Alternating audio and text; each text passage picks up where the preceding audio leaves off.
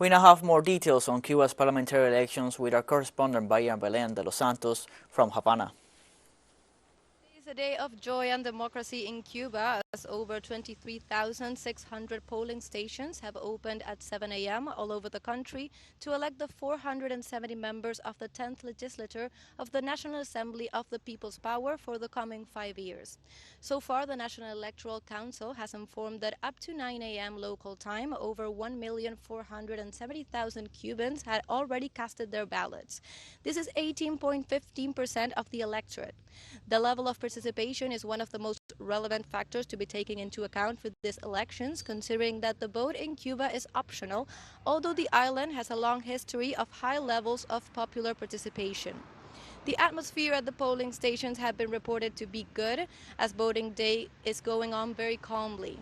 In Havana, 72 deputies from the 15 municipalities that make up the city are running for the National Assembly of the People's Power, of which 44 are women and 28 are men.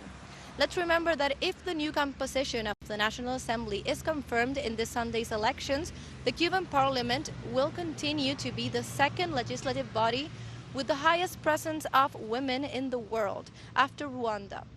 Another relevant fact about the candidates is in these elections is the important percentage of young people. Just earlier today, Cuban President Díaz-Canel mentioned in his statements from the city of Santa Clara, where he cast his vote, the importance of the presence of young people for the Cuban democracy.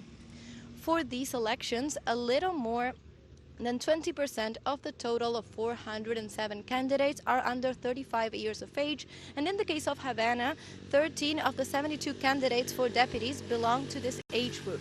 We will continue to closely follow the course of the election day, as the polling stations are to remain open until 6 p.m. local time. From Havana, Cuba, I'm Belén de los Santos for TeleSUR English.